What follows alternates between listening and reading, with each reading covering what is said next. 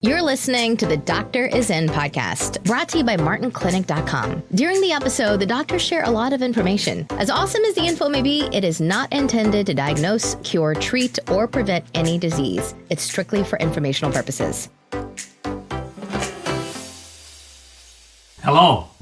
What I want to do this morning is talk to you a little bit about the just some of the lies that we believe. You know, it's kind of funny because there's two generations that really have been affected mostly by these lies. Of course, others are involved, but I just want to talk about my parents' generation and my generation. Okay, so I'm 67 years old, if you're wondering.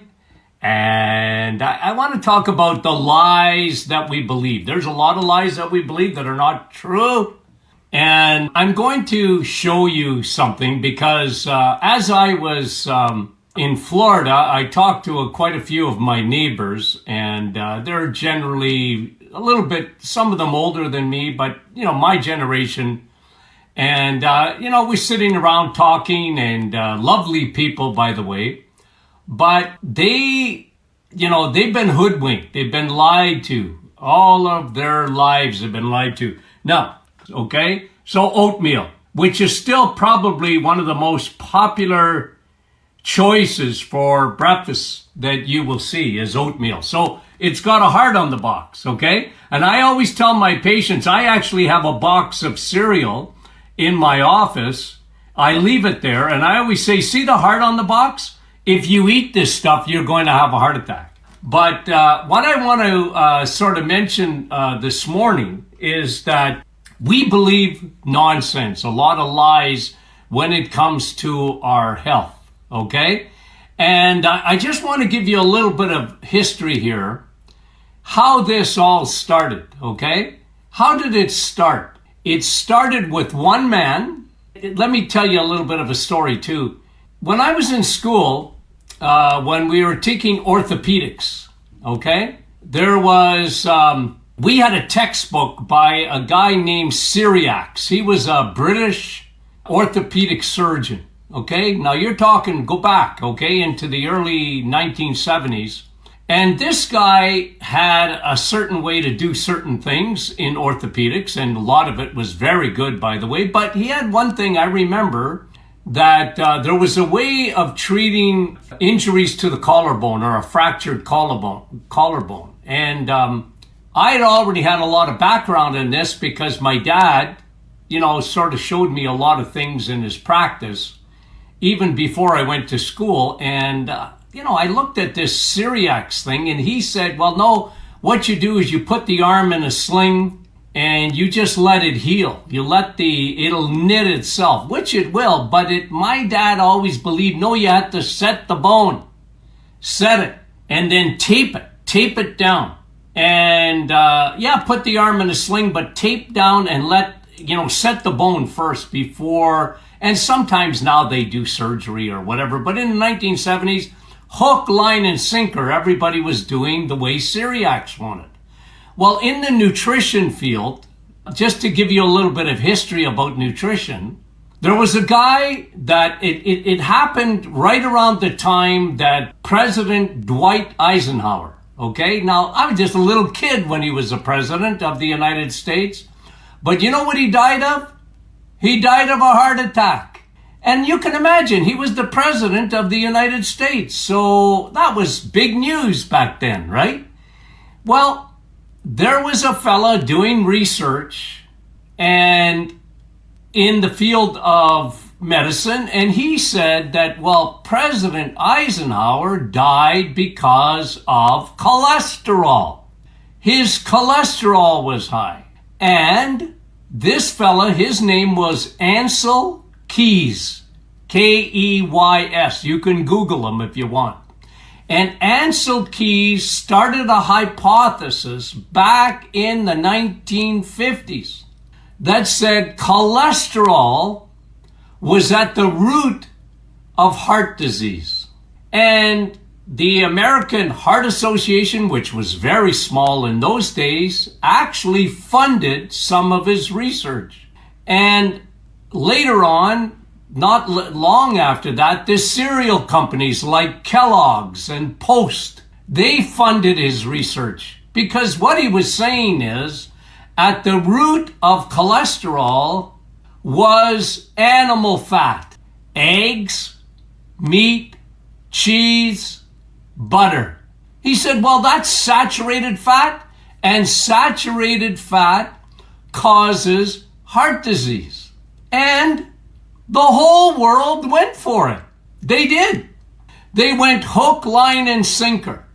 Okay? Now, who's that little Swedish girl? You've all seen her, right?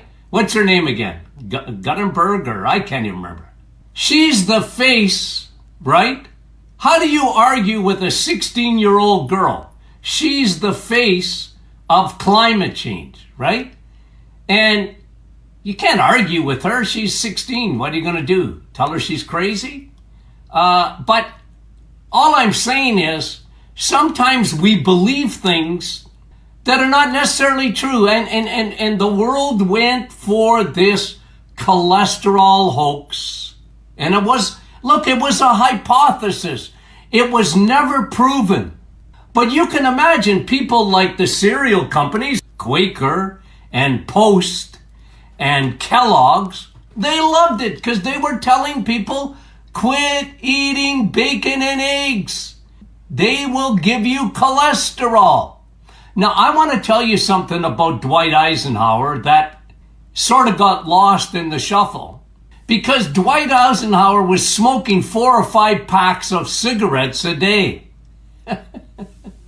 Everybody smoked. I talked to you about this in the past. My parents smoked. As soon as my brothers were old enough, and I wasn't very old in my house, 13 or 14 years old, my brothers smoked, my 3 older brothers. You know, I smoked a little bit because I was stealing my dad smoked Buckingham, unfiltered cigarettes, and my mother smoked Peter Jackson. And I used to like the cartons of Peter Jackson because they were kind of black and they were nice. It was sort of great marketing to me. I liked the color of it, Peter Jackson. And besides, it had a filter. So I used to steal my mother's cigarettes, and we would go out into the bush not far from our house, some of my friends, and we would smoke. And I never really liked it too much. So thank God I never started really getting a habit of smoking, okay? I think what happened is I smoked a cigar once, and I think it was my older brother that made me take a puff of cigar, and he said, now inhale that. I got so stinking sick. Well, that was the end of my smoking career. Thank God.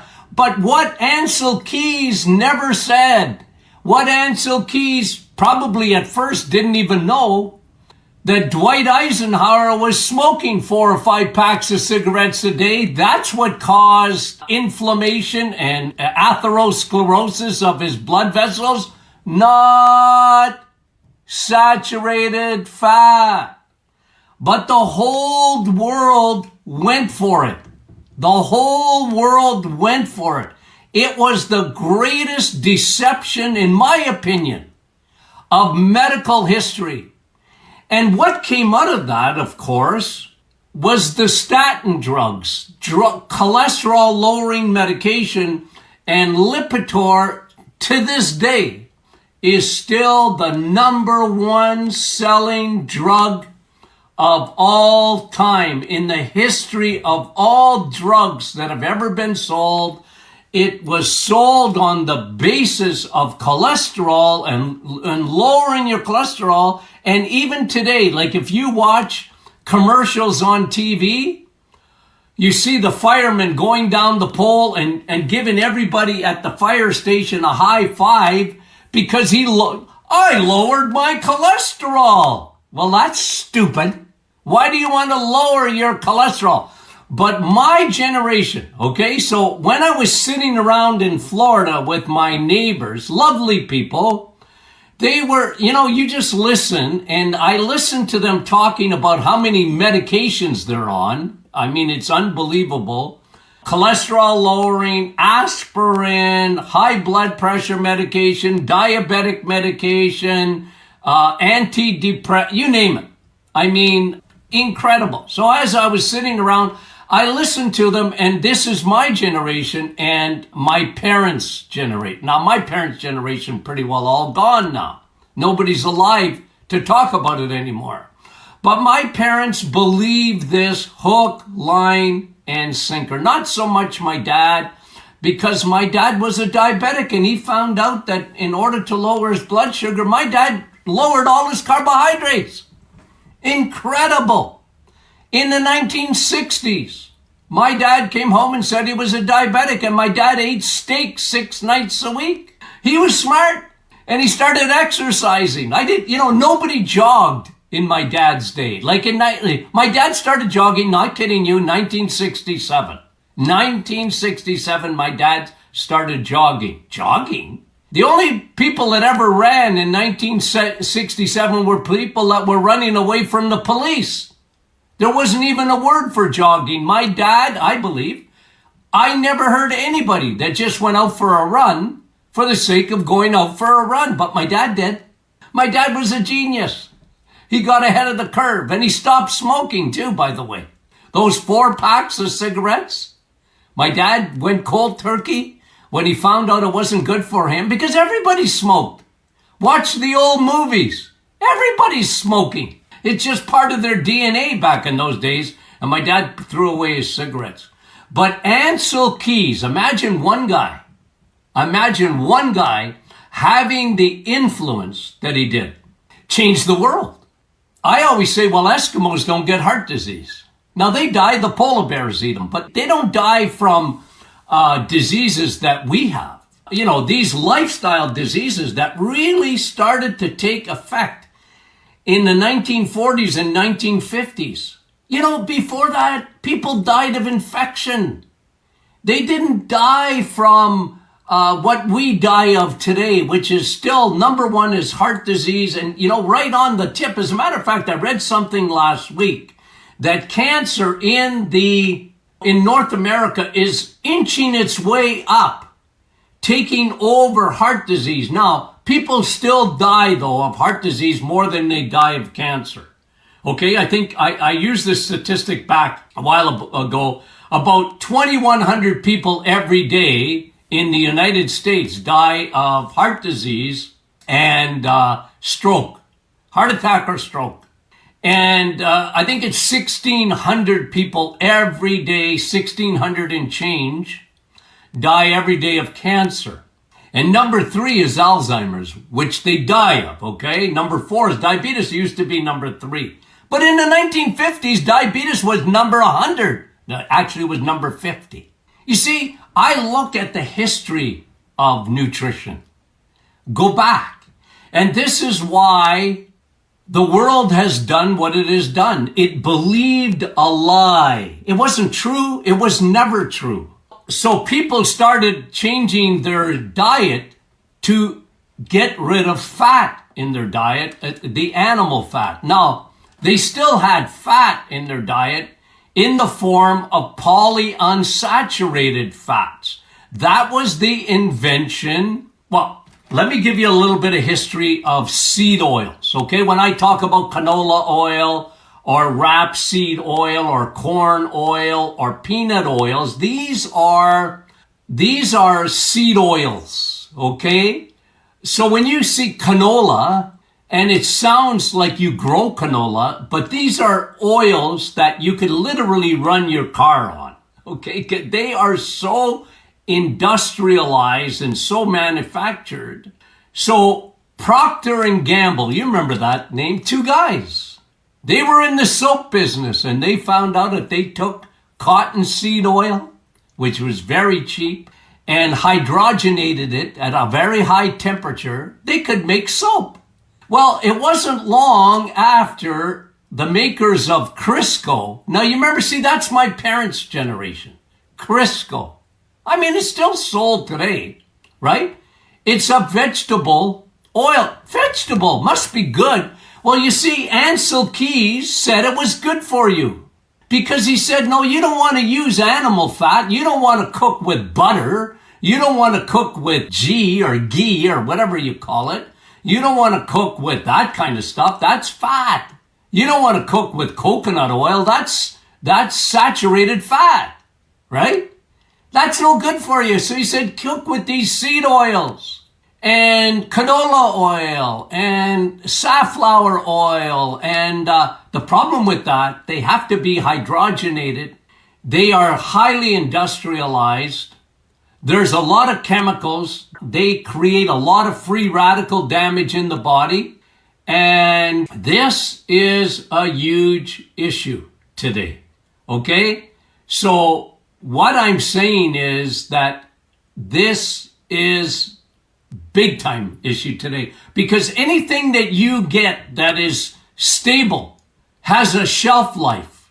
Almost everything that you can get in the middle aisles of your grocery store that will last on your shelves have been hydrogenated. They are using seed oils. And they're not healthy for you. As a matter of fact, they're very unhealthy for you, because what they do is they elevate your levels of omega-6 compared to your levels of omega-3. And what does that do? That creates a huge inflammatory response in your body. And we all know that inflammation without a fever, okay, your body knows how to get a fever if you have an infection, but inflammation without an infection can be damaging to your blood vessels. And this is why it is a very, very damaging. Then you add all the sugars that we consume. So this is the history, guys. This is why my generation, they find it very difficult when I tell them to eat eggs, meat, and cheese. When I tell them to eat eggs, meat, and cheese, they look at me like I'm crazy. When I tell them to cook with butter,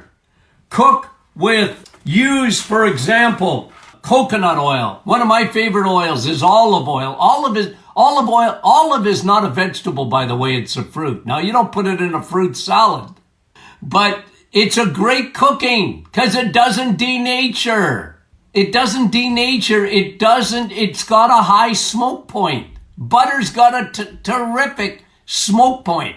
So what that means is when you heat it up, it is very good for you. This is why, these things are actually good. So can you imagine the whole world went for the lie? It played right into the cereal industry. And today you see people still eating cereals. I tell people, why, I will ask a question of my generation. Why are you eating oatmeal? Oh, Dr. Martin, oatmeal is so good for you. It lowers your cholesterol. It's right on the box. And I got Quaker Oats. I'm reading and it says, oat fiber helps reduce cholesterol. Well, why do you want to reduce your cholesterol? You don't want to reduce your cholesterol. You want to elevate your cholesterol, right? Right. Avocado oil too is very good. You can use that. Avocado is a fruit. It's a fruit oil. It's got a high smoke point. Absolutely, you can use it. But why do you want to lower your cholesterol? Your brain is made up of cholesterol. Your cells are made up of cholesterol. Your body doesn't trust you enough. God gave you a liver to make 85% of your cholesterol. And I repeat this ad nauseum. I constantly repeat and rinse. Rinse and repeat. Rinse and repeat. That's how you shampoo, right? I repeat myself because I want us to understand how your body works. Cholesterol is FedEx on the highway. It's Canada Post. It's US Post.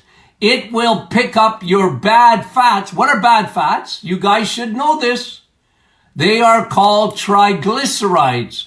Triglycerides are made in the liver when your liver is full of stinking sugar. When the suitcase is full, when the I call the liver the Costco parking lot. If you go to Costco, any time of the day, the parking lot is full.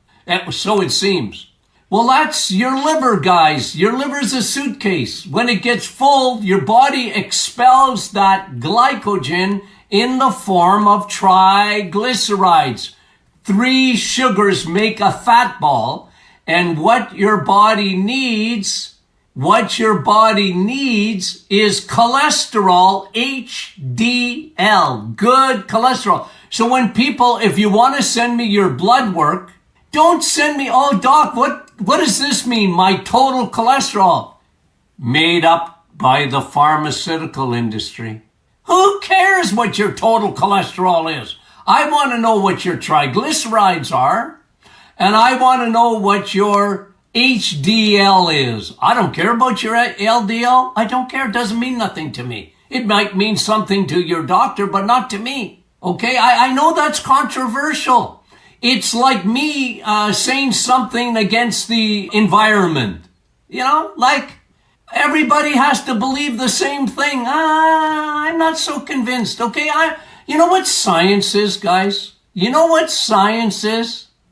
Science is never, ever settled. That's what science is. Science is always testing and doing experiments and open to new things. That's what science is. What I know today, folks, what I know today in nutrition compared to what I knew back in the 1970s, and listen, I took over 2,000 hours of nutrition in school. 2,000 hours of it. I knew a lot, but I knew nothing compared today than what I know today. And that is why, listen, I'm always studying. I'm always open to new data. That's what science is. When they tell you the science is settled, well, that bothers me. What do you mean the science is settled? By nature, science is never settled. If you can show me something different about triglycerides, hey, I'm open. You show me something different about cholesterol, we're learning every day. Okay, I'm open to that. But I tell you, the world, the way it operates now, it's unbelievable. And you know, with social media and with the internet and all these are wonderful things, but people just believe, you know, oh, eggs are no good for me. You ask somebody my age, take a survey, go ask 10 people, are eggs good for you? Well, I had a patient in about a month ago said, I limit my eggs to 1 or 2 a week. I said, how stupid is that? I said, do you like them? Oh, I love them. I said, well, they're good for you. What? Eggs? Look at all the fat there's in eggs. Fat's good for you. How many times do I have to say it? I'm always amazed, you know. People come into the office. Of course, a lot of times it's their first time seeing me, so perhaps they never listen to me on these rants that I have. So I go a little bit crazy. I'm very dogmatic. Listen, I go a little bit crazy when I hear nonsense. That's me, okay? So I just want to tell you, look, this is the history. This is why it happened. This is why we believe that lie. And and me and many others, of course, are trying to get people to change their mind, to study for themselves. You don't have to know everything, but these things are always, this is why we do what we do. I want to educate. You know what the term doctor means? It means teacher. Doctor means teacher. Doctors have forgotten to teach today. They don't teach anymore. They're supposed to teach. I'm supposed to teach you, teaching my patients the way it is, okay? So I'm not saying there's nothing good in science. Of course there is. So-called science. Of course there is, right?